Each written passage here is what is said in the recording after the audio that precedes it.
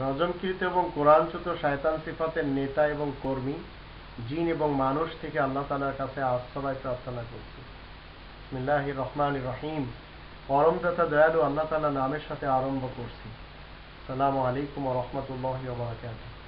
আল্লাহ তাআলার পক্ষ থেকে দয়া, করুণা, শান্তি এবং রহমত আর বরকত আপনাদের সকলের উপরে বর্ষিত হোক, এটি আমার কামনা। তাবলিগীরা, সমকালীন যুগের তাবলিগীরা কি মানুষের মাঝে নবীওয়ালা কাজের প্র্যাকটিস করে যাচ্ছেন? নবীওয়ালা কাজ কি কোরআনের দৃষ্টিতে?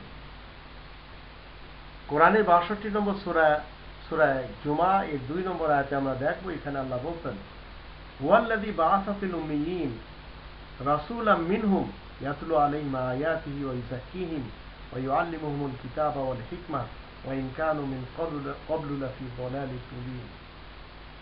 তিনি তো সেই মহান যিনি অজানা লোকদের মধ্য হতে তাদেরই জন্য একজন রাসূল পাঠান। সে তাদেরকে তার আয়াতসমূহ পড়ে শোনায়, তাদেরকে বাতিল মতবাদ থেকে পবিত্র করে, আর তাদেরকে কিতাব এবং জ্ঞান কৌশল শিখায়। আর এই লোকগুলো এর পূর্বে ঘোর বিভ্রান্তিতে থাকে। এখন মানুষের মাঝে নবীওয়ালা কাজ মানব রচিত গ্রন্থ নিয়ে ঘুরে বেড়ানো না। মানুষের মাঝে নবীওয়ালা কাজ মানুষের লেখা গ্রন্থের প্রচার করা না।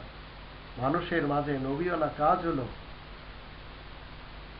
মানুষের মাঝে আল্লাহ তাআলার আয়াত পড়ে শোনাতে হবে, মানুষকে বাতিল মতবাদ থেকে পবিত্র করতে হবে, মানুষকে আল কিতাব শিক্ষা দিতে হবে এবং জ্ঞান কৌশল শিক্ষা দিতে হবে। কারণ মানুষ অধিক মানুষ আজ ঘোর বিভ্রান্তিতে রয়েছে। এখন তাবলিগী ভাইদেরকে আমি অনুরোধ করব যে আপনারা ইসলামের ছায়াতলে এসে হাতে কোরআন নিয়ে দেশ দেশান্তরে আপনারা কোরআনের দাওয়াত দিতে যে ঘুরে বেড়ান, তাতে কোনো সমস্যা হবে না। কিন্তু মানবরচিত গ্রন্থ নিয়ে আপনারা যতদিন ঘুরে বেড়াবেন ততদিন আপনাদেরকে স্বয়ং আল্লাহ তাআলাও হিদায়াত দেবেন না। কারণ মানুষের গ্রন্থ থেকে কোনোদিন হিদায়াত পাওয়া যায় না। হিদায়াতের গ্রন্থ একটি, আর সেই গ্রন্থটি হলো আল কোরআন।